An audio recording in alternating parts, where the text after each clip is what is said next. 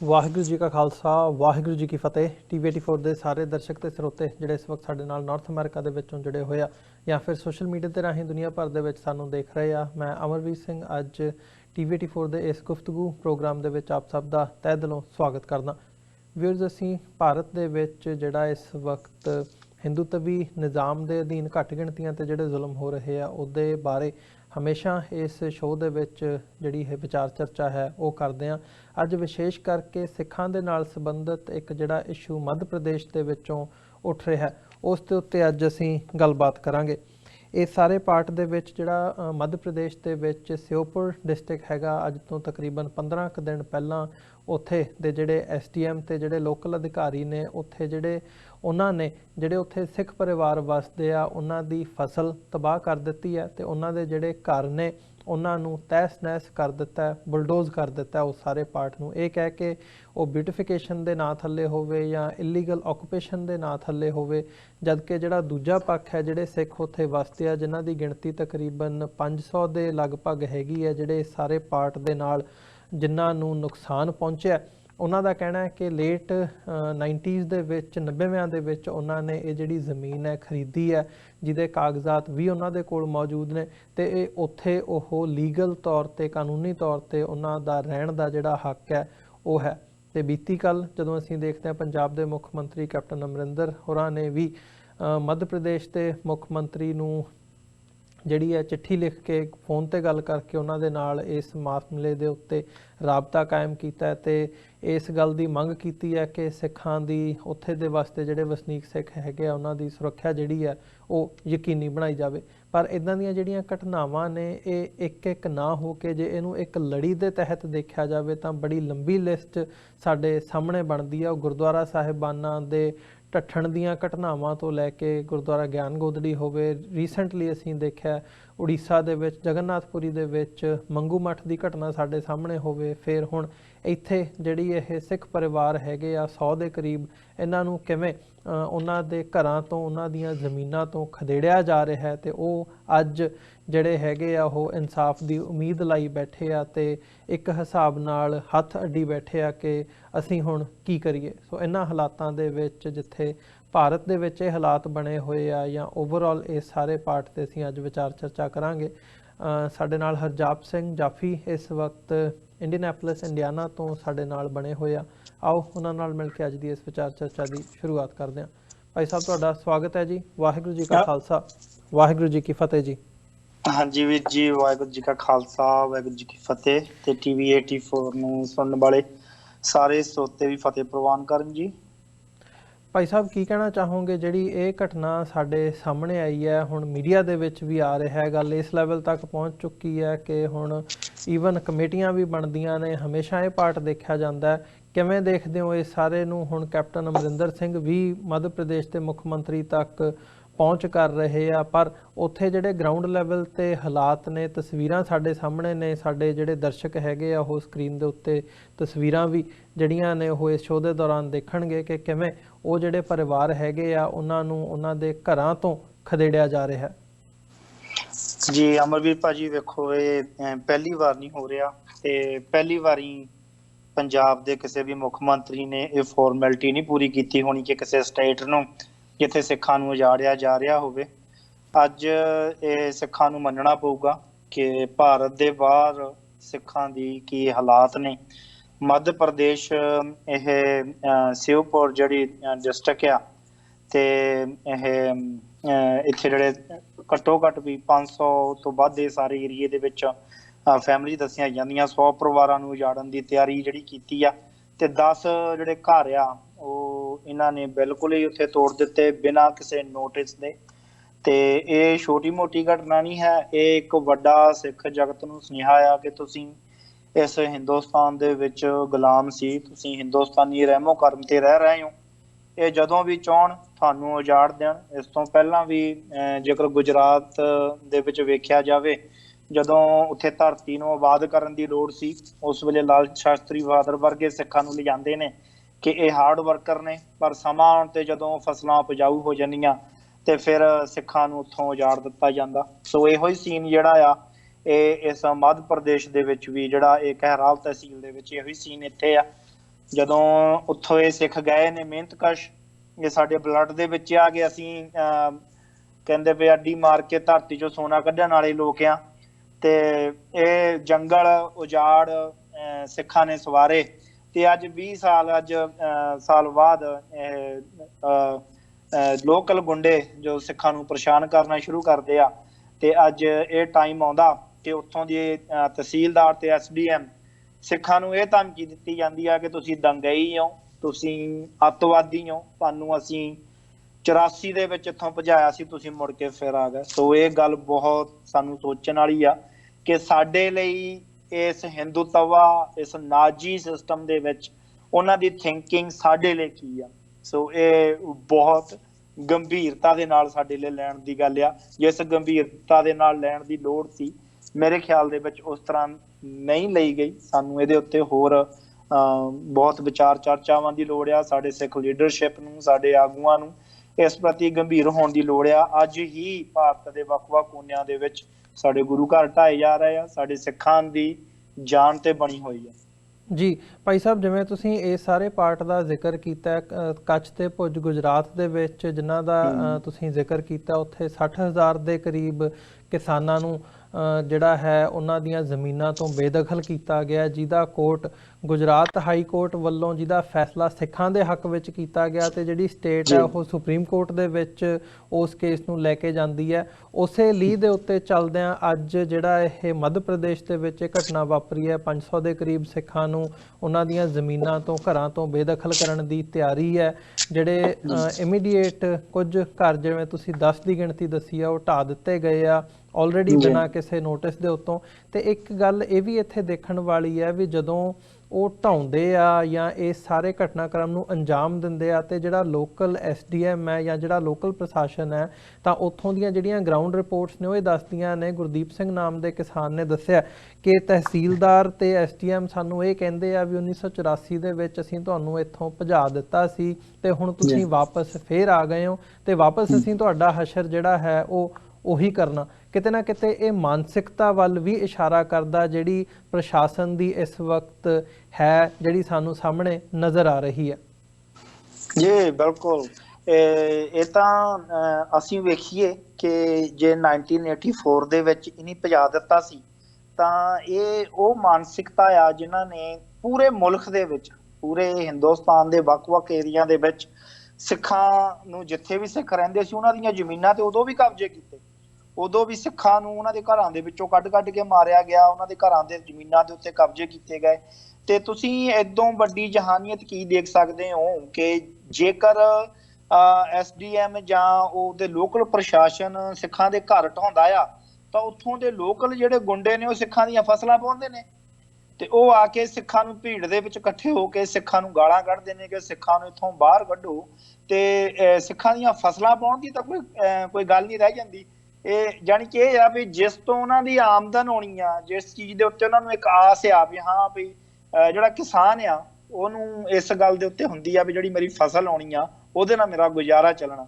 ਸੋ ਸਾਡੇ ਦਾਣੇ ਪਾਣੀ ਦੇ ਉੱਤੇ ਵੀ ਅੱਜ ਦਾ ਹਿੰਦੁਸਤਾਨੀ, ਇਹ ਹਿੰਦੂਤਵੀ, ਇਹ ਗੁੰਡਾ ਤੰਤਰ, ਉਹ ਵੀ ਚਾਹੁੰਦਾ ਵੀ ਸਿੱਖਾਂ ਦਾ ਨਿਵਾਲਾ ਵੀ ਜਿਹੜਾ ਉਹ ਵੀ ਖੋਹ ਲਿਆ ਜਾਵੇ। ਜੀ ਇਹ ਹਿੰਦੁਸਤਾਨ ਦੇ ਅੰਦਰ ਇਹ ਉਹ ਮਾਨਸਿਕਤਾ ਹੈ।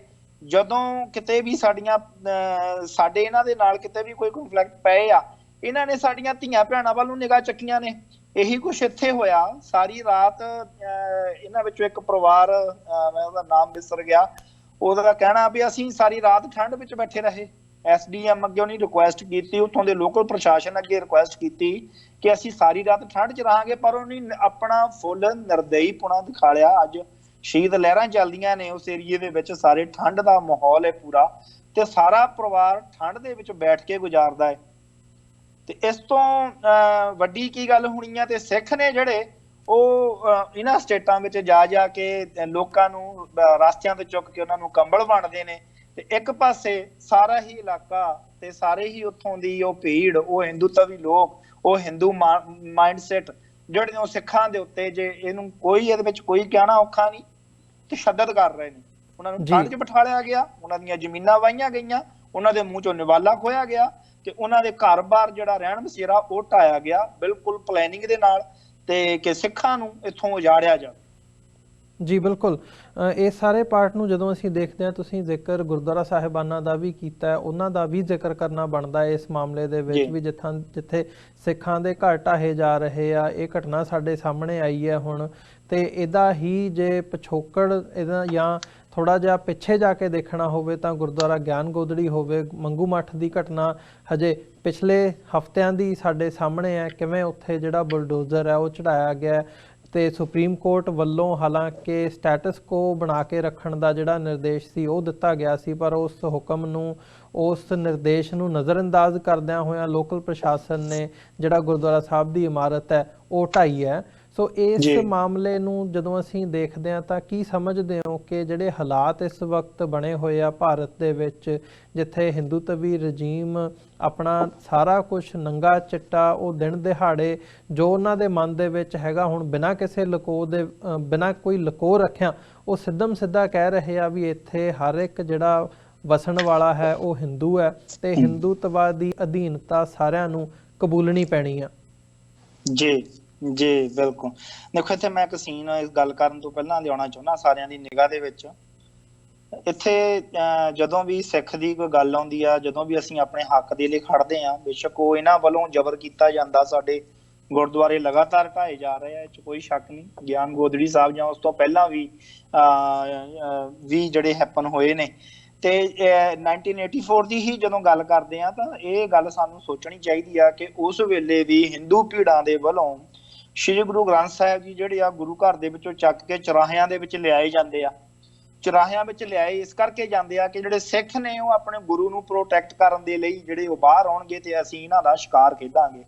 ਤੇ ਅੱਜ ਜਿਹੜਾ ਵੱਖੋ-ਵੱਖ ਜਗ੍ਹਾ ਦੇ ਉੱਤੇ ਸਾਡੇ ਗੁਰੂ ਧਾਮਾਂ ਨੂੰ ਢਾਉਣਾ, ਇਹ ਇੱਕ ਸਾਡੇ ਪੰਥ, ਸਾਡੇ ਧਰਮ ਦੇ ਉੱਤੇ ਸਿੱਧਾ ਸਾਡੇ ਸਿਧਾਂਤ ਦੇ ਉੱਤੇ ਹਮਲਾ ਆ ਕਿ ਇਹਨਾਂ ਨੂੰ ਜਿੱਥੋਂ ਜ਼ਿਆਦਾ ਸਿੱਖ ਹਰਟ ਹੋਵੇ, ਜਿਵੇਂ ਆਪਾਂ ਕਹਿ ਲਿਆ ਸੌਫਟ ਕਾਰਨਰ, ਤੇ ਪਰ ਇੱਥੇ ਹੁਣ ਤੁਸੀਂ ਕਿਹੜਾ ਕਾਰਨਰ ਕਹੋਗੇ ਵੀ ਜਿੱਥੇ ਸਿੱਖਾਂ ਦਾ ਗੁਰਦੁਆਰੇ ਢਾਹ ਦਿੱਤਾ ਜਾਵੇ ਤੇ ਜਿਹੜੇ ਸਾਡੇ ਆਗੂ ਜਾਂ ਸਾਡੇ ਮੋਹਰੇ ਖੌਤੀ ਸਰਕਾਰਾਂ ਬਣੀਆਂ ਹੋਈਆਂ ਨੇ ਪੰਜਾਬ ਨੂੰ ਸਮਝਦੀਆਂ ਵੀ ਅਸੀਂ ਪੰਜਾਬ ਦੇ ਮੁੱਖ ਮੰਤਰੀ ਆ, ਕੈਪਟਨ ਵਰਗੇ, ਤੇ ਉਹਨਾਂ ਦੇ ਵਿੱਚ ਇੰਨੀ ਹਿੰਮਤ ਨਹੀਂ ਹੈ ਕਿ ਉਹਨਾਂ ਦੇ ਨਾਲ ਉੱਥੋਂ ਦੀਆਂ ਸਰਕਾਰਾਂ ਡਿਸਕਸ ਕਰਦੀਆਂ ਹੋਣਗੀਆਂ ਕਿ ਅਸੀਂ ਆਹ ਐਕਸ਼ਨ ਲੈਣ ਜਾਂ ਕਿਉਂ ਸਿੱਖ ਸਟੇਟ ਆ ਪੰਜਾਬ, ਤੇ ਪੰਜਾਬ ਦੇ ਮਸਲਿਆਂ ਦੇ ਉੱਤੇ ਸਾਡੀ SGPC ਜਾਂ ਹੋਰ ਅਸੀਂ ਮੈਂ ਤਾਂ ਹੈਰਾਨ ਆ। ਇੱਥੋਂ ਤੱਕ ਵੀ ਬਿਆਨ ਸੁਣਿਆ ਕਿ ਸਾਡਾ ਉਸ ਗੁਰੂ ਘਰ ਦੇ ਨਾਲ ਹੀ ਕੋਈ ਸੰਬੰਧ ਨਹੀਂ, ਪਰ ਸਿੱਖ ਜਿਹੜੇ ਨੇ ਉਹ ਆਪਣਾ ਫਰਜ਼ ਨਿਭਾਉਂਦੇ ਨੇ ਤੇ ਸਿੱਖਾਂ ਵਿੱਚ ਇਸ ਗੱਲ ਦਾ ਰੋਸ ਬੜਾ। ਤੇ ਇਹ ਜੇ ਅਸੀਂ ਇਸ ਗੱਲ ਨੂੰ ਅੱਜ ਵੀ ਨਾ ਸਾਡੀ ਸਿੱਖ ਕੌਮ ਸਮਝੇ ਤਾਂ ਫਿਰ ਅਸੀਂ ਬਹੁਤ ਪਿੱਛੇ ਪੈ ਜਾਵਾਂਗੇ। ਫਿਰ ਉਹ ਦਿਨ ਦੂਰ ਨਹੀਂ। ਇਹਨਾਂ ਨੇ ਅਕਾਲ ਤਖ਼ਤ ਸਾਹਿਬ ਢਾਹ ਕੇ ਉਹ ਅਗਲੇ ਆਪਣੇ ਆਪ ਨੂੰ ਜੇਤੂ ਕਹਿ ਰਹੇ ਆ ਤੇ ਅਸੀਂ ਅੱਜ ਉਸ ਪਛਤਾਵੇ ਵਿੱਚ ਹੀ ਬੈਠੇ ਆ। ਤੇ ਆਉਣ ਵਾਲੇ ਹਾਲਾਤ ਬੜੇ ਗੰਭੀਰ ਨੇ। ਅੱਜ ਸਾਨੂੰ ਟੀਕੇ ਲਾ ਕੇ ਵੇਖਿਆ ਜਾ ਰਿਹਾ ਤੇ ਮੇਰੇ ਖਿਆਲ 'ਚ ਜੇ ਅੱਜ ਸਿੱਖ ਕੌਮ ਨਹੀਂ ਜਾਗਦੀ ਤਾਂ ਇਹ ਬਹੁਤ ਆਉਣ ਵਾਲਾ ਸਮਾਂ ਤਾਂ ਬਹੁਤ ਭਿਅੰਕਰ ਆ। ਜੀ, ਤੇ ਇਹਦੇ ਵਿੱਚ ਜਿਵੇਂ ਤੁਸੀਂ SGPC ਤੇ ਅਕਾਲ ਤਖ਼ਤ ਦਾ ਜ਼ਿਕਰ ਕੀਤਾ, ਉਹਨਾਂ ਦੀ ਬੜੀ ਵੱਡੀ ਇੱਕ ਜ਼ਿੰਮੇਵਾਰੀ ਬਣ ਜਾਂਦੀ ਹੈ, ਉਹ ਦਿੱਲੀ ਗੁਰਦੁਆਰਾ ਪ੍ਰਬੰਧਕ ਕਮੇਟੀ ਹੋਵੇ, SGPC ਹੋਵੇ, ਕਿ ਇਹਨਾਂ ਸਿੱਖਾਂ ਦੀ ਜਿਹੜੀ ਕਾਨੂੰਨੀ ਪੈਰਵਾਈ ਹੈ ਉਹ ਵੀ ਕੀਤੀ ਜਾਵੇ ਤੇ ਨਾਲ ਹੀ ਜਿਹੜੀਆਂ ਉਹਨਾਂ ਦੀਆਂ ਇਮੀਡੀਏਟ ਲੋੜਾਂ ਹੈਗੀਆਂ ਨੇ ਉੱਥੇ ਜਿਨ੍ਹਾਂ ਦੇ ਘਰ ਢਾਹ ਦਿੱਤੇ ਗਏ ਆ, ਉਹਨਾਂ ਨੂੰ ਜਾਣ, ਲੰਗਰ ਪਾਣੀ ਦਾ ਵੀ ਤੇ ਰਹਿਣ ਸਹਿਣ ਦਾ ਵੀ ਸਾਰੇ ਜਿਹੜੇ ਪ੍ਰਬੰਧ ਹੈਗੇ ਆ ਉਹ ਸਾਡੀਆਂ ਸੰਸਥਾਵਾਂ ਵੱਲੋਂ ਕਰਨੇ ਬਣਦੇ ਆ। ਸੋ ਇੱਥੇ ਕਿਤੇ ਨਾ ਕਿਤੇ SGPC ਹੋਵੇ ਜਾਂ ਦਿੱਲੀ ਸਿੱਖ ਗੁਰਦੁਆਰਾ ਪ੍ਰਬੰਧਕ ਕਮੇਟੀ ਹੋਵੇ, ਉਹਨਾਂ ਦੀ ਕਾਰਗੁਜ਼ਾਰੀ ਤੇ ਵੱਡਾ ਸਵਾਲੀਆ ਨਿਸ਼ਾਨ ਲੱਗਦਾ ਹੈ ਕਿ ਉਹ ਪੋਲੀਟੀਕਲ ਆਪਣੀਆਂ ਜਿਹੜੀਆਂ ਪ੍ਰਭਾਵ ਹੈਗੇ ਆ ਉਹਨਾਂ ਨੂੰ ਛੱਡ ਕੇ ਉਹ ਇੰਡੀਪੈਂਡੈਂਟਲੀ ਨਹੀਂ ਐਕਟ ਕਰਦੇ। ਜੀ ਬਿਲਕੁਲ। SGPC ਤਾਂ ਸਾਡੀ ਜੇ ਅੱਜ ਕਹਿ ਲਿਆ ਜਾਵੇ ਕਿ ਪੂਰੇ ਹਿੰਦੂਤਵ ਦੇ ਪ੍ਰਭਾਵ ਦੇ ਥੱਲੇ ਆ।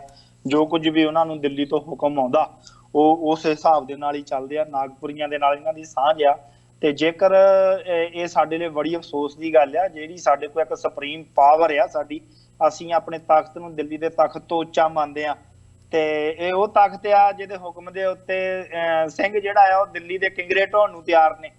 ਤੇ ਉੱਥੇ ਅੱਜ ਸਿੱਖ ਜਿਹੜਾ ਆ ਉਹ ਬੇਬਸ ਹੋ ਕੇ ਬੈਠਾ। ਉੱਥੇ ਅੱਜ ਉਸ ਤਖਤ ਦੀ ਮਾਨਤਾ ਦਿੱਲੀ ਦੇ ਮੂਹਰੇ ਕੁਛ ਵੀ ਨਹੀਂ ਰਹਿ ਗਈ ਤੇ ਇਹ ਸਿੱਖਾਂ ਦੇ ਲਈ ਹੈ। ਪਰ ਜਿਹੜਾ ਸਿੱਖ ਦਾ ਵਿਰੋਧੀ ਆ, ਜੋ ਹਿੰਦੂਤਵ, ਅੱਜ ਜੋ ਹਿੰਦੁਸਤਾਨੀ ਸਰਕਾਰਾਂ, ਉੱਥੇ ਸਾਡਾ ਜੇ ਇਹ ਪ੍ਰਭਾਵ ਨਾ ਹੋਣਾ, ਇਹ ਸਾਡੇ ਲਈ ਬਹੁਤ ਹੀ ਮਾੜੀ ਗੱਲ ਆ।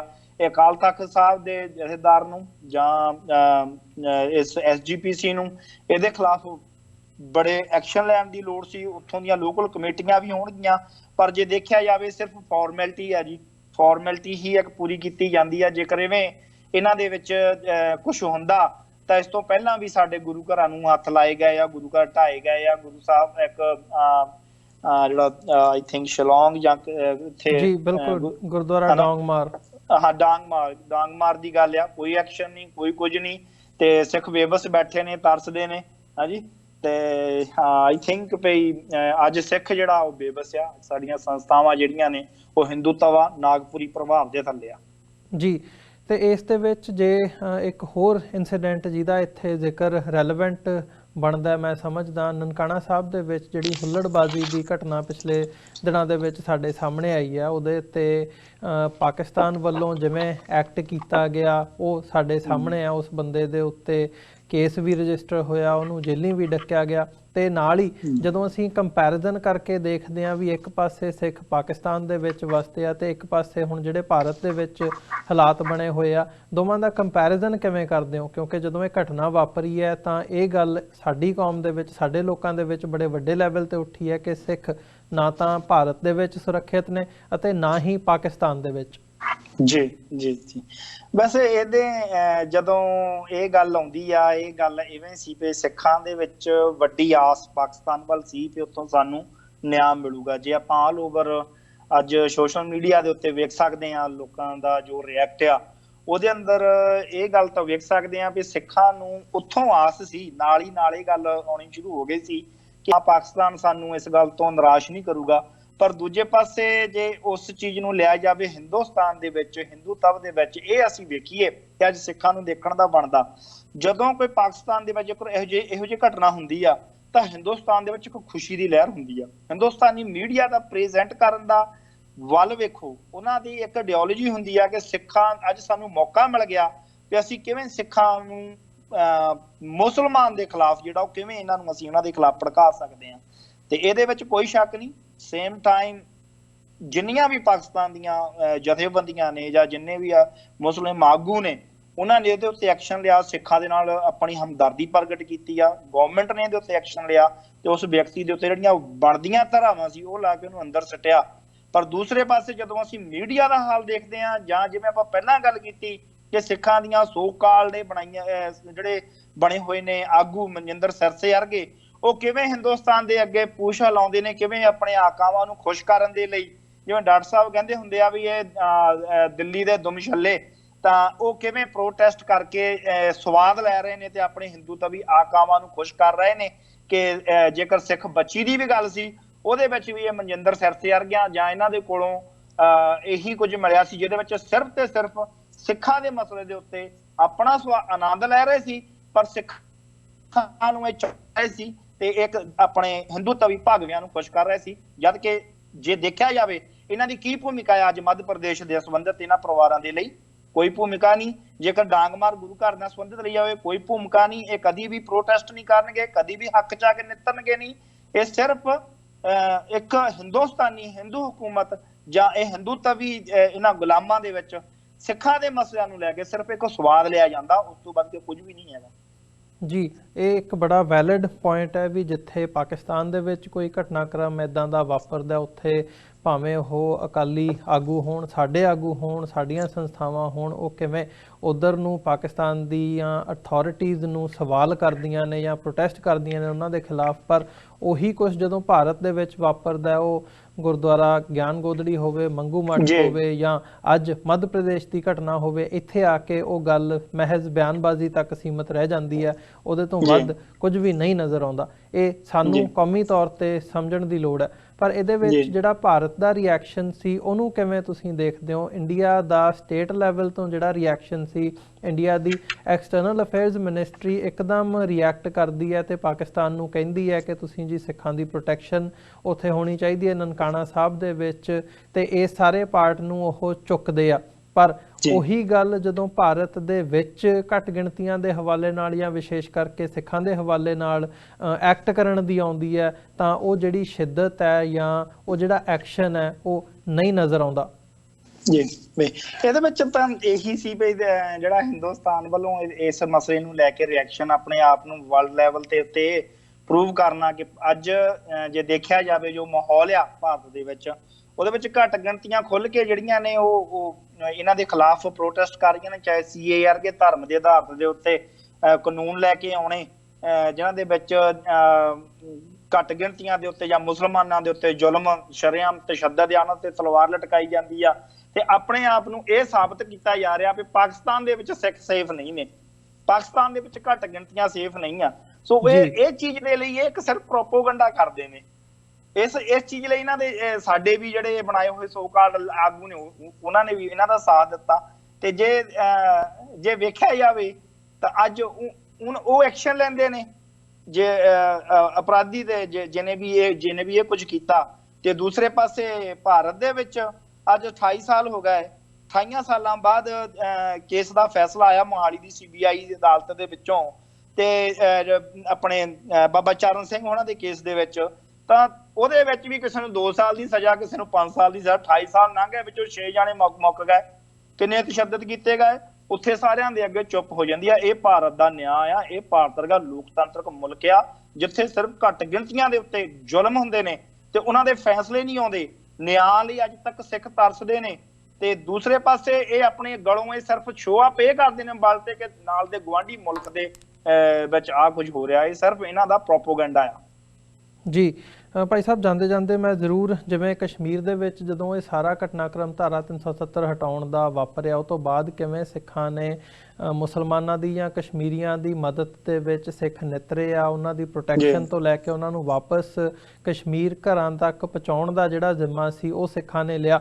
ਉੱਥੇ ਹੀ ਹੁਣ ਜਿਹੜੀ ਇਹ ਮੱਧ ਪ੍ਰਦੇਸ਼ ਦੇ ਵਿੱਚ ਘਟਨਾ ਵਾਪਰੀ ਹੈ, ਉੱਥੇ ਸਿੱਖ ਫੈਮਿਲੀਜ਼ ਨੇ 500 ਦੇ ਕਰੀਬ ਉਹਨਾਂ ਦੀ ਗਿਣਤੀ ਹੈ ਜਿਹੜੇ ਡਾਇਰੈਕਟਲੀ ਇਸ ਸਾਰੇ ਘਟਨਾਕ੍ਰਮ ਤੋਂ ਪ੍ਰਭਾਵਿਤ ਹੋ ਰਹੇ ਆ ਤੇ ਉਹਨਾਂ ਨੂੰ ਘਰਾਂ ਚੋਂ ਉਜਾੜਿਆ ਜਾ ਰਿਹਾ ਹੈ। ਇੱਥੇ ਸਾਡੀ ਕੀ ਜ਼ਿੰਮੇਵਾਰੀ ਬਣਦੀ ਹੈ, ਜਾਂ ਅਸੀਂ ਇੰਡੀਵਿਜੂਅਲੀ ਹੋਵੇ ਜਾਂ ਜਥੇਬੰਦਕ ਤੌਰ ਤੇ ਅਸੀਂ ਕੀ ਕਰ ਸਕਦੇ ਹਾਂ ਇਸ ਸਾਰੇ ਪਾਰਟ ਦੇ ਵਿੱਚ? ਮੈਂ ਇਹਦੇ ਤੇ ਤੁਹਾਡੇ ਜ਼ਰੂਰ ਵਿਚਾਰ ਜਾਣਨੇ ਚਾਹੂੰਗਾ। ਦੇਖੋ ਜੀ, ਇੱਕ ਲਾਈਨ ਆ, ਜੇ ਆਪਣਾ ਘਰ ਨਹੀਂ ਤਾਂ ਠੋਕਰਾਂ ਨਹੀਂ। ਜੇ ਸਾਡੇ ਕੋਲ ਆਪਣਾ ਘਰ ਹੋਵੇ ਤਾਂ ਨਾ ਕਿਸੇ ਦੀ ਹਿੰਮਤ ਹੋਵੇ ਕਿਸੇ ਵੀ ਸਟੇਟ ਦੇ ਵਿੱਚ ਉਹ ਸਿੱਖ ਦੀ ਪੱਗ ਦਸਤਾਰ ਵੱਲ ਨੂੰ ਦੇਖ ਸਕੇ, ਨਾ ਉਹ ਕਿਸੇ ਦਾ ਘਰ ਢਾਹ ਸਕੇ ਤੇ ਕਿਸੇ ਵੀ ਮੁਲਕ ਦੇ ਵਿੱਚ ਕੋਈ ਸਿੱਖ ਦੀ ਇੱਜ਼ਤ ਵੱਲ ਨੂੰ ਹੱਥ ਨਾ ਚੱਕੇ। ਕਿਉਂ? ਜਦੋਂ ਮੁਲਕ ਆ ਤਾਂ ਪਾਵਰ ਆ, ਜਦੋਂ ਪਾਵਰ ਹੱਥ ਵਿੱਚ ਆ ਤਾਂ ਸਭ ਕੁਝ ਆ। ਅੱਜ ਬਿਨਾਂ ਘਰ ਤੋਂ ਸਿੱਖ ਪੂਰੇ ਮੁਲਕ ਦੇ ਵਿੱਚ ਠੋਕਰਾਂ ਖਾ ਰਹੇ ਨੇ। ਪੂਰੀ ਵਰਲਡ ਦੇ ਵਿੱਚ ਅਸੀਂ ਆਪਣੀ ਪਹਿਚਾਣ ਦੱਸਣ ਦੇ ਵਿੱਚ ਕਿਤੇ ਨਾ ਕਿਤੇ ਜੋ ਵੀ ਹੈ ਸਿੱਖ ਨੇ ਸਿਰ ਖੁਦ ਕੀਤਾ। ਪਰ ਜੇਕਰ ਇਹੀ ਸਾਡਾ ਆਪਣਾ ਮੁਲਕ ਹੋਵੇ ਤਾਂ ਅੱਜ ਸਿੱਖ ਦੀ ਜੋ ਪੋਜੀਸ਼ਨ ਆ ਵਰਲਡ ਦੇ ਵਿੱਚ, ਜਿਸ ਨੂੰ ਹਿੰਦੁਸਤਾਨ ਨੇ ਹਮੇਸ਼ਾ ਆਪਣੇ ਹਿੰਦੂ ਕਹਿਣ ਦੇ ਹਿੰਦੂਤਾ ਵੀ ਬਣਾਉਣ ਦੀ ਵਿੱਚ ਆਪਣੇ ਹਿੰਦੂ ਰੰਗ ਚ ਰੰਗ ਕੇ ਸਿੱਖਾਂ ਨੂੰ ਦੁਨੀਆ ਦੇ ਉੱਤੇ ਪੇਸ਼ ਕਰਨ ਦੀ ਕੋਸ਼ਿਸ਼ ਕੀਤੀ ਆ। ਜੇਕਰ ਸਾਡੀ ਆਪਣੀ ਹੋਂਦ ਹੋਵੇ, ਜੇਕਰ ਸਾਡਾ ਆਪਣਾ ਘਰ ਹੁੰਦਾ ਤਾਂ ਅੱਜ ਸਿੱਖ ਦੁਨੀਆ ਦੇ ਉੱਤੇ ਰਾਜ ਕਰਦੇ ਹੁੰਦੇ, ਇਹ ਚ ਕੋਈ ਸ਼ੱਕ ਨਹੀਂ ਸੀ। ਸੋ ਸਾਰੀਆਂ ਜਥੇਬੰਦੀਆਂ ਨੂੰ ਇਸ ਗੱਲ ਵੱਲ ਨੂੰ ਇਕਜੁੱਟ ਹੋਣਾ ਚਾਹੀਦੀ ਆ, ਜਿੰਨੀਆਂ ਵੀ ਸੰਘਰਸ਼ੀਲ ਨੇ, ਤੇ ਆਪਾਂ ਆਪਣੇ ਕੌਮੀ ਘਰ ਲਈ ਇਕਜੁੱਟ ਹੋਈਏ। ਆਪਣੇ ਜੇਕਰ ਕੋਈ ਵੀ ਕਨਫਲਿਕਟ ਨੇ ਉਹਨਾਂ ਨੂੰ ਦੂਰ ਕਰੀਏ। ਹਾਂ, ਇਸ ਗੱਲ ਤੇ ਆਈਏ ਕਿ ਰਾਜ ਬਿਨਾਂ ਤਾਂ ਕੋਈ ਵੀ ਹੱਲ ਨਹੀਂ। ਰਾਜ ਤੋਂ ਬਿਨਾਂ ਸਿਰਫ ਠੋਕਰਾਂ ਨੇ ਜੋ ਅਸੀਂ ਖਾ ਰਹੇ ਹਾਂ ਇਸ ਮੁਲਕ ਦੇ ਵਿੱਚ। ਜੀ ਹਰਜਾਪ ਸਿੰਘ ਜੀ, ਤੁਹਾਡਾ ਬਹੁਤ ਬਹੁਤ ਧੰਨਵਾਦ, ਤੁਸੀਂ ਸਮਾਂ ਕੱਢਿਆ ਤੇ ਸਾਡੇ ਨਾਲ ਵਿਚਾਰਾਂ ਦੀ ਸਾਂਝ ਪਾਈ ਹੈ। ਅੱਜ ਦੇ ਸ਼ੋਅ ਦੇ ਵਿੱਚ ਇੱਥੇ ਹੀ ਇਜਾਜ਼ਤ ਚਾਹਾਂਗੇ। ਬਹੁਤ ਬਹੁਤ ਧੰਨਵਾਦ। ਵਾਹਿਗੁਰੂ ਜੀ ਕਾ ਖਾਲਸਾ, ਵਾਹਿਗੁਰੂ ਜੀ ਕੀ ਫਤਿਹ। ਵਿਊਅਰਸ, ਉਮੀਦ ਕਰਦੇ ਹਾਂ ਅੱਜ ਦੀ ਜਿਹੜੀ ਸਾਡੀ ਇਹ ਵਿਚਾਰ ਚਰਚਾ ਸੀ, ਜਿਹੜਾ ਮੱਧ ਪ੍ਰਦੇਸ਼ ਦੇ ਵਿੱਚ ਸਿੱਖਾਂ ਨੂੰ ਉਜਾੜਿਆ ਜਾ ਰਿਹਾ ਹੈ ਇਲੀਗਲ ਆਕੂਪੇਸ਼ਨ ਦੇ ਨਾਂ ਥੱਲੇ, ਉੱਥੋਂ ਜਿਹੜੀਆਂ ਸਿੱਖ ਫੈਮਿਲੀਜ਼ ਹੈਗੀਆਂ ਨੇ 100 ਦੇ ਕਰੀਬ ਸਿੱਖ ਫੈਮਿਲੀਜ਼ ਇਸ ਵਕਤ ਡਾਇਰੈਕਟਲੀ ਇਸ ਦੀ ਮਾਰ ਹੇਠ ਨੇ, ਜਿਨ੍ਹਾਂ ਨੂੰ ਉੱਥੋਂ ਉਹਨਾਂ ਦੇ ਘਰਾਂ ਤੇ ਜ਼ਮੀਨਾਂ ਦੇ ਉੱਤੋਂ ਉਜਾੜਿਆ ਜਾ ਰਿਹਾ ਹੈ। 10 ਦੇ ਕਰੀਬ ਘਰ ਤੇ ਉਹਨਾਂ ਦੇ ਨਾਲ ਲੱਗਦੀ ਜਿਹੜੀ ਜ਼ਮੀਨ ਹੈਗੀ ਆ ਉਹ ਵਾਹ ਦਿੱਤੀ ਗਈ ਹੈ, ਉਹਨਾਂ ਦੀਆਂ ਫਸਲਾਂ ਤਬਾਹ ਕਰ ਦਿੱਤੀਆਂ ਗਈਆਂ ਨੇ ਤੇ ਘਰ ਨੇ ਜਿਹੜੇ ਉਹਨਾਂ ਦੇ ਉਹ ਢਾਹ ਦਿੱਤੇ ਗਏ ਨੇ, ਜਿਹਦੀਆਂ ਤਸਵੀਰਾਂ ਵੀ ਇਸ ਵਕਤ ਮੌਜੂਦ ਨੇ ਮੀਡੀਆ ਦੇ ਵਿੱਚ। ਤੇ ਉਮੀਦ ਕਰਦੇ ਹਾਂ, ਦੇਖਦੇ ਹਾਂ ਕਿ ਇਹਦੇ ਤੇ SGPC ਜਾਂ ਜਿਹੜੀਆਂ ਹੋਰ ਜਥੇਬੰਦੀਆਂ ਸਿੱਖਾਂ ਦੀਆਂ ਨੇ, ਜਾਂ ਈਵਨ ਕੈਪਟਨ ਅਮਰਿੰਦਰ ਸਿੰਘ ਵੱਲੋਂ ਜਿਹੜਾ ਵਫਦ ਮੱਧ ਪ੍ਰਦੇਸ਼ ਦੇ ਵਿੱਚ ਭੇਜਿਆ ਜਾ ਰਿਹਾ ਹੈ, ਆਉਣ ਵਾਲੇ ਦਿਨਾਂ ਦੇ ਵਿੱਚ ਉਹਨਾਂ ਦੀ ਕੀ ਰਿਪੋਰਟ ਹੁੰਦੀ ਹੈ ਜਾਂ ਇਸ ਮਾਮਲੇ ਤੇ ਕੀ ਐਕਸ਼ਨ ਲਿਆ ਜਾਂਦਾ ਹੈ। ਸੋ ਇੱਥੇ ਹੀ ਅੱਜ ਦੇ ਸ਼ੋਅ ਦੇ ਵਿੱਚ ਇਜਾਜ਼ਤ ਚਾਹਾਂਗੇ। ਜਾਂਦੇ ਜਾਂਦੇ ਜ਼ਰੂਰ ਤੁਹਾਡੇ ਚਰਨਾਂ ਦੇ ਵਿੱਚ ਬੇਨਤੀ ਕਰਨੀ ਚਾਹਾਂਗਾ ਕਿ ਇਸ ਪਲੇਟਫਾਰਮ ਨੂੰ TV84 ਨੂੰ ਅੱਗੇ ਵਧਾਉਣ ਦੇ ਲਈ ਸਾਨੂੰ ਤੁਹਾਡੀ ਸਹਾਇਤਾ ਦੀ ਲੋੜ ਹੈ। TV84 ਨੂੰ ਡੋਨੇਟ ਕਰਨ ਦੇ ਲਈ ਤੁਸੀਂ ਸਾਡੀ ਵੈਬਸਾਈਟ www.tv84.tv ਤੇ ਜਾ ਕੇ ਸਾਨੂੰ ਡੋਨੇਟ ਕਰ ਸਕਦੇ ਹੋ ਤੇ ਮੰਥਲੀ ਡੋਨੇਸ਼ਨਸ ਦੇ ਲਈ ਪਲੇਜ ਕਰ ਸਕਦੇ ਹੋ। ਜੇ ਚੈੱਕ ਰਾਹੀਂ ਡੋਨੇਸ਼ਨਸ ਭੇਜਣੀਆਂ ਚਾਹੁੰਦੇ ਹੋ ਤਾਂ TV84 ਦੇ ਨਾਂ ਦਾ ਚੈੱਕ ਬਣਾ ਕੇ ਤੁਸੀਂ ਸਾਨੂੰ ਸਾਡੇ ਐਡਰੈਸ ਤੇ ਮੇਲ ਕਰ ਸਕਦੇ ਹੋ 3601 37th ਐਵਨਿਊ ਲੌਂਗ ਆਈਲੈਂਡ ਸਿਟੀ ਨਿਊਯਾਰਕ 11101। ਵੈਬਸਾਈਟ ਇੱਕ ਵਾਰ ਫਿਰ ਦੱਸਦੇ ਹਾਂ www.tv84.tv। ਇਸੇ ਦੇ ਨਾਲ ਵਿਊਅਰਸ ਅੱਜ ਦੇ ਇਸ ਪ੍ਰੋਗਰਾਮ ਦੇ ਵਿੱਚ ਇੱਥੇ ਤੁਹਾਡੇ ਕੋਲੋਂ ਇਜਾਜ਼ਤ ਚਾਹਾਂਗੇ। ਦੁਬਾਰਾ ਫਿਰ ਸੋਮਵਾਰ ਨੂੰ ਤੁਹਾਡੇ ਨਾਲ ਮੁਲਾਕਾਤ ਹੋਵੇਗੀ। ਇਜਾਜ਼ਤ ਦਿਓ ਜੀ। ਵਾਹਿਗੁਰੂ ਜੀ ਕਾ ਖਾਲਸਾ, ਵਾਹਿਗੁਰੂ ਜੀ ਕੀ ਫਤਿਹ।